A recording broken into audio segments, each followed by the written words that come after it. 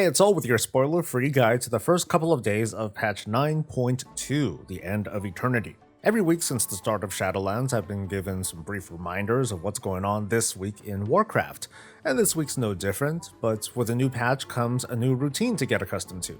Please make sure to hit the like button and subscribe to the channel for more guides and commentary. So why only the first couple days, you ask? It's because the first few days matter the most, and the days after that, well, anything could happen, so this really is the best that I can manage. The information that I'm providing is as up-to-date as I can manage, based on testing in the PTR and a little bit of deduction. Not all of the information here is guaranteed to be complete or accurate, which means look before you leap. I'll also provide warnings here and there in anticipation of hiccups. You can check the sticky comment at the top of this video for updates, and commenters, hey, I invite your corrections. So here we are, it's patch day, and the first thing to do after raging that all of your add-ons are broken is to assess your situation and make sure that you're prepared. To access patch 9.2 content, you need to have at least completed chapter 3 of the 9.1 Covenant campaign, which includes unlocking Korthia. And you just need to do this once on any character.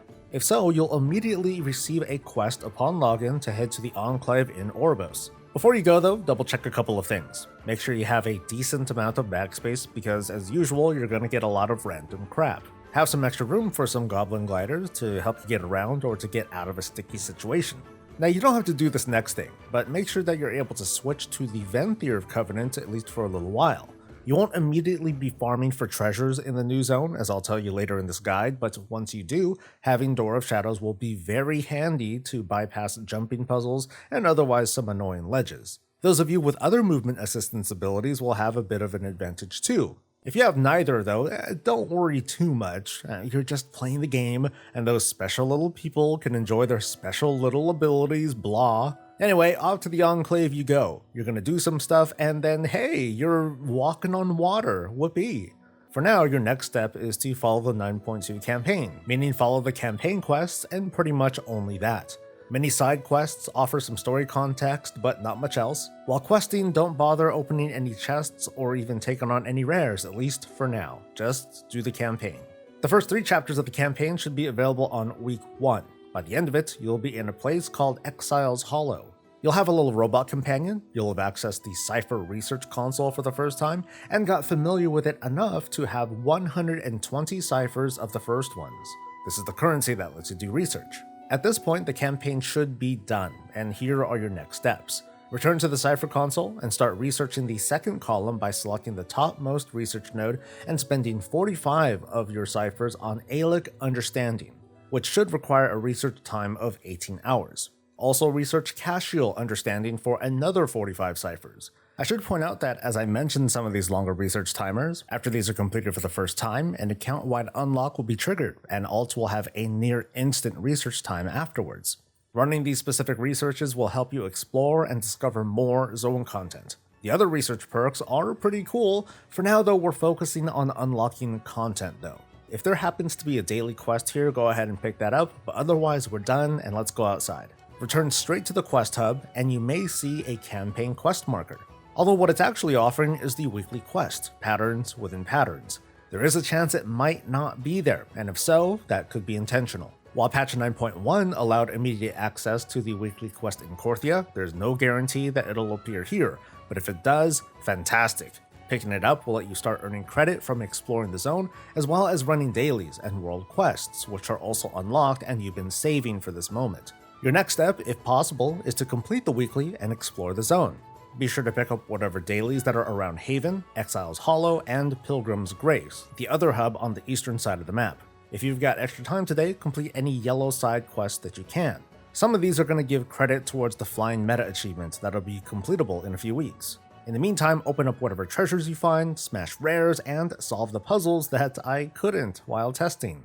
Keep an eye on how many ciphers of the first ones that you've been accumulating. You do have a handful after completing the initial research, but I can't tell you exactly how much reputation you should be getting because there are a lot of factors that can influence that total. Don't worry, there's still a lot that I can tell you. This is just day 1 of the patch after all. With chapter 3 complete, here your alts can choose to skip the campaign introduction and go straight into Zereth Mortis. Here's a warning though, if you choose to skip, you will get no quest rewards from the first 3 chapters, including the 125 or so ciphers after being introduced to the Cypher console. If you feel like that's important for your alts, the hour or so to do the campaign intro again might be worth it. So let's summarize. Your goals in day 1 are as follows. Complete as much of the campaign as possible. Start running the Cypher research as instructed, but save the rest of your ciphers earning that day. Try to have a total of 360 ciphers on you by tomorrow, or at least get as close as you can. Having that much will let you research things and unlock more activities sooner, and after this, you're not really going to have to work as hard. If reputation is important to you, knock out the weekly quest to get it out of the way. Prioritize dailies and world quests, and then rares. There is a lot of transmog, toys, and other fun stuff that have been added to rares, but if you're rep farming, I don't recommend giving rares too much attention if you're pressed for time. There is a long-term goal that you can try getting accustomed to now, but this isn't for everybody. There's an elite area in the northern part of the zone with mobs who drop these things called sand-worn relics. These let you work towards an item level 246 set of gear. It might not be the best gear by any stretch, but it's still something to fill holes with. And for solo players, this is kind of your long-term grind. Unless you want to hard grind it all right away, right now, you can kind of do so if you wish. Now we're at day 2 of the patch. So return to Zereth Mortis and survey the land. Check out what dailies and world quests you're going to knock out, but first, a double check. When did you start that 18-hour research? If 18 hours have passed, that second column will have unlocked, so head over to the Cypher Research console back in Exile's Hollow. You should see that the second column is unlocked, and now you're able to start working towards unlocking the third column. If you do in fact have 360 total ciphers, immediately start research on Dealic Understanding on the third column and Altonian Understanding on the second column. If you don't have that many ciphers, research Altonian Understanding first for 160 ciphers, and then Dealic Understanding at the first opportunity. Altonian research is going to take a whopping 6 days to research, but it's totally worth it, so get started. I'm kinda jumping ahead, and here's why. Researching Altonian will give you access to new quest content. To be precise, it's a quest that opens up in this area to the north. The questline doesn't take very long, and when you're done, a few new NPCs should be hanging out near Exile's Hollow. One of them is a vendor who sells some important stuff like a cooking and enchanting recipe, as well as this account-bound item, the improvised cipher analysis tool. To be honest, I don't expect this item to be obtainable so soon, but I'm seeing it on the PTR, so I thought I'd point it out. Your goals in day 2 of the patch include completing whatever the heck daily content you see, while farming up treasures and rares for more ciphers in case you need them. Make sure you started research on both Altonian and Dealic Understanding. Dealic takes 3 days and 18 hours to research, while Altonian is going to take upwards of a week. After this second day, a lot of the daily obligations are loosened considerably. If reputation is important to you, prioritize quests and daily quests, and otherwise just keep checking back to farm up any more rep, ciphers, and other resources. Feel free to explore and poke around and start working on alts. If you're getting excess ciphers, feel free to research perks on the first column, because those don't have a research time, and you'll be able to blow your ciphers on the other columns once your ongoing research completes. There's also a flight meta achievement for this zone. It requires campaign progression, meaning it's going to be a little bit of time before anybody can unlock it, but you can work on their other requirements right away, and you have a couple of weeks to do it. After a few days, check back on the research console. Once Dealic is done, you'll have unlocked one part of the protoform synthesis feature that lets you create pets. Now research Sopranian Understanding in the third column, and you'll begin another week-long research that'll put you on the path to crafting mounts. Questlines will be available at Pilgrim's Grace to the east to fully unlock each feature. As for Cypher research, with this, you'll have staged all the important research on the console. It'll still be a few days before the second and third columns open up, but at this point, you've gotten the most important research out of the way. The other Cypher research nodes unlock additional features and will improve your quality of life experience in Zereth Mortis and other Outdoor Shadowlands content, like having some cool zone buffs, a more powerful bodyguard, and special gear. The gear has some special perks. In fact, you may have gotten a few pieces during early questing.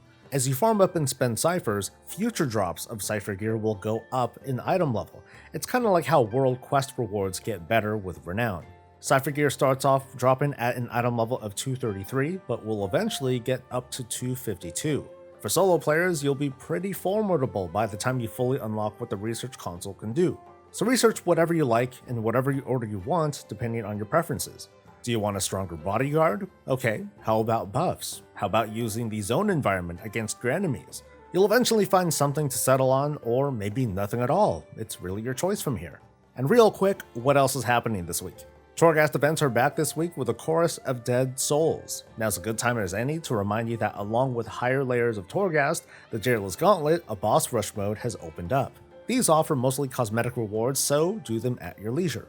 If you're trying to climb the higher layers, bring a few friends and use the chorus to help yourselves out, cause you'll kind of need it. The Jailor's Gauntlet is going to be even more punishing though. Neither the chorus nor the box of many things works here. The Battleground bonus event happens this week as well as the Cooking Impossible Brawl, but there shouldn't be any conquest to be had that's worth farming for, so woo, nice to know, right? Over in Mythic Plus World, the cutoffs for the Tormented Hero title are now in place, so cross your fingers, hope that you folks are getting your titles. But this week is also the last week that you're able to earn Keystone Master, and the affixes are Fortified, Sanguine, and Necrotic.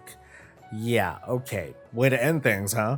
9.2 gave a small nerf to the Necrotic affix with a debuff time of 5 seconds down from 6, so it might help just a tiny bit. Outside of KSM though, odds are good that like in previous seasons, the keystone level of the first key that you get from the Great Vault at the start of Season 3 will have some additional decay added to it with respect to the soft reset on difficulty. Your goal then will be to complete, not time, but complete a pretty high level key like a 19. That's to ensure that the first key that you get in Season 3 is going to be a 15. Now I don't know what the exact calculation is going to be, so I suggest asking around throughout the week to ensure that your first week of Season 3 will start off strong. And that is finally it for this week in Warcraft and your first week in 9.2. You can look forward to more big news and updates as they drop, so be sure to subscribe to this channel for more content. Like the video, maybe join me on stream for some coffee or whatever beverage. Coffee with Soul takes place every Tuesday through Thursday, starting at 8:30 a.m. Pacific. Thanks for watching, and I'll see you next time. Until then, stay safe, stay healthy, and stay breezy.